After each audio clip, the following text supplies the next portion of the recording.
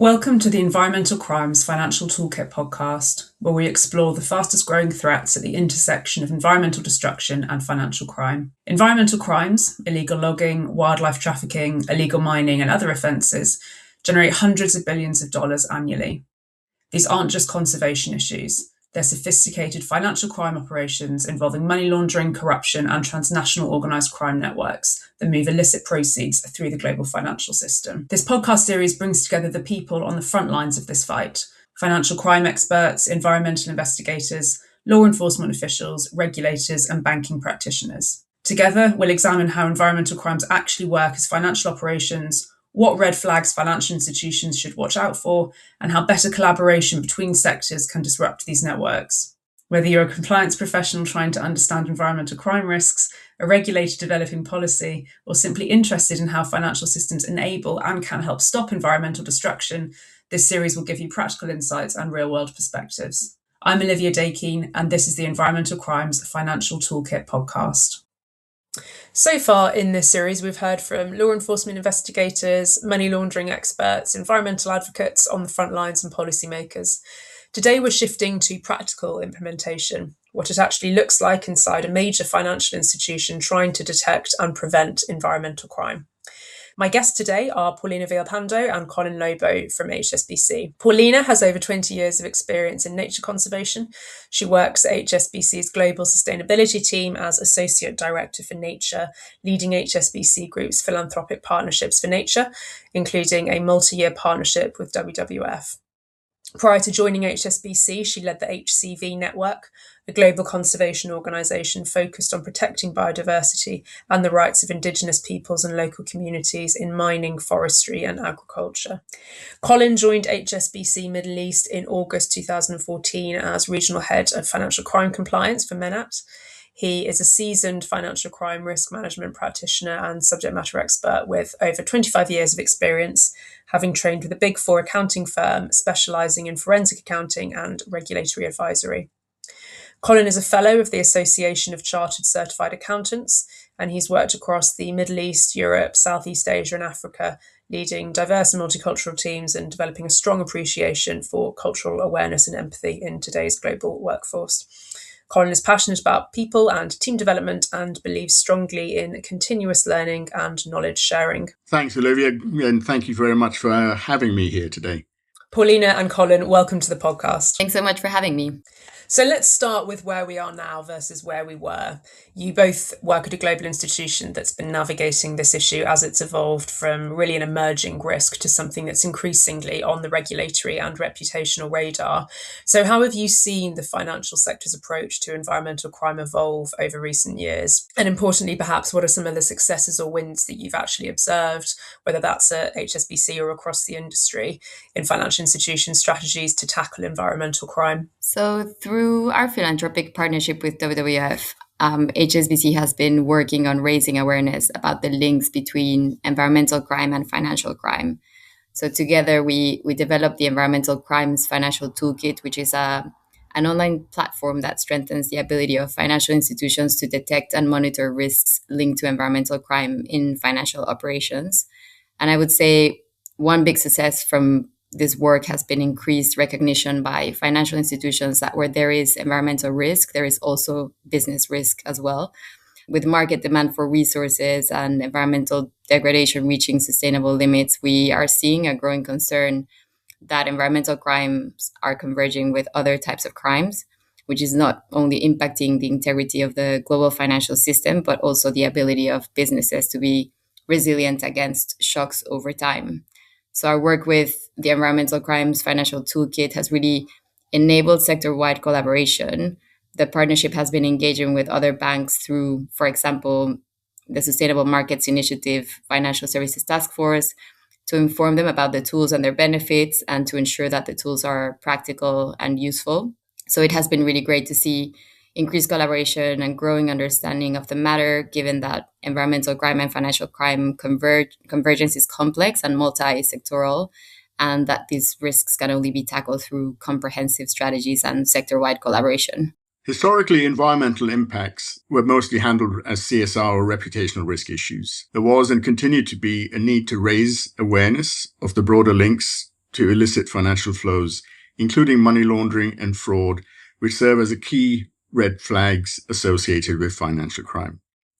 In 2021, the FATF, or Financial Action Task Force, added examples of environmental crimes that should be treated as predicate offences for money laundering. As you know, there's also been good examples of regulators conducting national risk assessments for environmental crime, which recognize the potential for money laundering exposure even as a transit country. However, over the past few years, I've seen a good shift in how the financial sector approaches environmental crime. There's been a clear shift towards placing greater focus on environmental crime, not only in terms of its direct impact on communities and ecosystems, but also as a core business and financial crime risk. Rather than viewing it solely through a sustainability lens, there is also a growing recognition that environmental crime is intrinsically linked to illicit financial flows, financial crime typologies, and broader enterprise-wide risk exposure. One of the biggest changes has been the integration of environmental consideration into mainstream risk and compliance frameworks. Financial institutions no longer seem to treat environmental crime as a niche issue. Instead, they're embedding it into their due diligence, transaction monitoring, and client onboarding processes. In terms of successes, I'd highlight two things. First, there's been a real increase in sector-wide collaboration.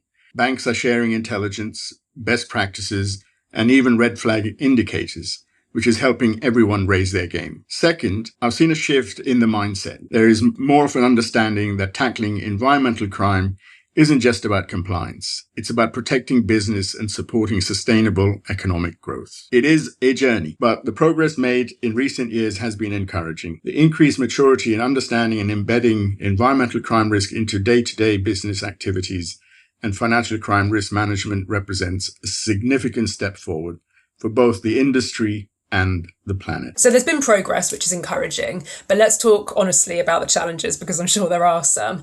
So what are the most significant issues and challenges that financial institutions face in detecting and preventing environmental crime? And perhaps more importantly, based on your experience, how can these challenges actually be addressed? One of the biggest challenges is the sheer complexity and opacity of environmental crime networks. These crimes often elaborate supply chains, shell companies, and cross-border transactions, making it incredibly difficult to trace illicit activity back to its source. Visibility gaps are a major issue. Environmental crimes mostly occur upstream or at the production or extraction point of key commodities like metals, timber, or agricultural products. Another major hurdle is limited data and intelligence sharing. Reliable, real-time information about environmental risks and criminal actors isn't always available, and even when it is, it's not consistently shared between institutions or sectors. This creates blind spots that criminals can exploit. It can be difficult to identify the risk without combining financial data and other types of intelligence, such as permit registries and satellite imagery. Being aware of high-risk commodities and regions and bringing greater focus or assessments of these areas, and in particular how KYC or Know Your Customer protocols can include screening to include environmental crime risk, can increase visibility. We also see that environmental crime typologies are constantly evolving. Criminals adapt their methods quickly, so institutions have to stay agile and update their detection strategies regularly. Variations in the maturity and development of the regulatory framework across jurisdictions also make it difficult to enforce standards and expectations. The rules can vary widely, which complicates compliance and enforcement. So financial institutions are dealing with a multi-layered challenge. Complex networks, limited data, evolving typologies, continued need to enhance awareness, and the absence of a fully harmonized regulatory framework globally. All of these combine to make detecting and preventing environmental crime a tough nut to crack for financial institutions. So I would add that there is a need to further embed a culture of continuous learning and awareness amongst frontline staff and compliance teams. So ensuring that they remain well equipped to identify red flags and risk indicators, that they investigate complex cases, stay on top of emerging typologies and case studies, and understand the intersection with broader financial crime risks. And this is why our partnership with WWF has been so important. It's supported the development of the Environmental Crime Financial Toolkit as a resource for teams in financial institutions to assess their risks and to continue to draw attention to the need for regulatory responses to these high value crimes. Yeah, absolutely. And it's been a real pleasure working with you on that toolkit. I'm obviously pretty proud of it as well. So let's talk about how environmental crime fits into the broader sustainability agenda. Environmental crime sits at quite an interesting intersection in that it's clearly a financial crime issue, but it's also fundamentally about local, regional, and global dynamics of key economic sectors. So, what role do ESG and sustainable finance play in HSBC's approach to environmental crime risk? And how are these different frameworks, financial crime compliance on the one hand and sustainable finance on the other, being integrated? So environmental crime isn't just a compliance issue, it's a business risk that touches everything from local communities to global supply chains. And that's where sustainable finance comes in. So ESG frameworks help us assess the broader impact of our clients' activities, not just from a financial perspective, but also in terms of environmental and social outcomes. So, for example, when we evaluate lending or investment opportunities, we look closely at how companies manage their environmental and social risks. But sustainable finance takes this step a little bit further by actively directing capital towards projects and businesses that promote positive environmental outcomes. So, by embedding sustainability criteria into our financial products and services, we're able to support our clients meet their sustainability objectives. Now, integrating these frameworks with financial crime compliance is where things get really interesting. Traditionally, financial crime compliance focused on things like money laundering and fraud, but now we're connecting the dots between environmental risks and financial crime typologies. So, for instance, we use ESG data to enhance our transaction monitoring, helping us spot unusual patterns that may indicate environmental crime. But we're also fostering cross-team collaboration, so bringing together compliance, sustainability, and risk management experts to share insights and develop holistic strategies. This integrated approach means we're not just ticking boxes, we're proactively identifying risks, supporting responsible business, and contributing to a more sustainable financial system. So, in short, ESG and sustainable finance aren't just add ons, they're central. So, by integrating these frameworks into how we operate, we're able to respond to the complexity of environmental crime and drive positive change across the sectors that we touch. Environmental crimes have a direct impact on the environment. However, they can also contribute to human rights abuses, such as forced labor or displacement. These are risks we already screen for with first and second line of defense protocols. If these aspects of convergence with environmental crime are not identified through investment portfolios, including subsidiary companies, environmental and social governance, and KYC frameworks are undermined. ESG indicators help to identify environmental crime risks, which can then be assessed and escalated through financial crime processes and reports such as SARs and STRs, or suspicious activity reports and suspicious transaction reports. Although guidance from regulators would help ensure integrated financial crime compliance and sustainability frameworks, FIs can be proactive in their use of the ESG framework to identify environmental crime risks, elevate investigations through financial crime compliance, and ensure sustainable finance mechanisms do not provide capital to high-risk activities. So let me ask you the question that I think many of our listeners are wondering about. There are financial institutions who'll be listening to this who are just beginning to consider environmental crime risks. So for these institutions, where should they start? What quick wins can they achieve without needing to rebuild their entire compliance programs? Firstly, it's important to understand the potential environmental crime exposure in your portfolios and assess the risk within their compliance programs and protocols. For financial institutions just starting to consider environmental crime risks, awareness and education are a great place to start. You don't need to overhaul your entire compliance program overnight. Start by training your staff,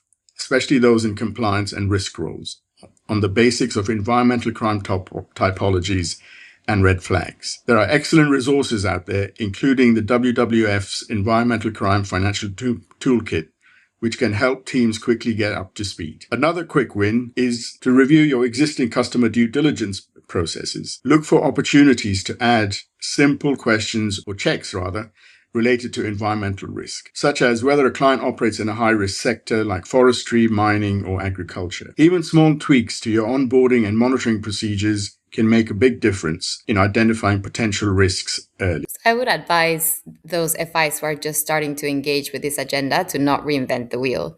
One quick win is to leverage the data and the tools that you already have. So, for example, use your transaction monitoring systems to flag unusual activity in sectors known for environmental crime, like forestry and agriculture, but also less obvious ones like transport, shipping, and aviation, which are crucial to tackle crimes such as wildlife trafficking. So, teams can set up keyword alerts or risk indicators without major system changes. Another step is to integrate environmental risk considerations into existing risk assessments. So when you're reviewing clients or transactions, add an environmental lens, ask whether there's a risk of illegal activity tied to environmental harm.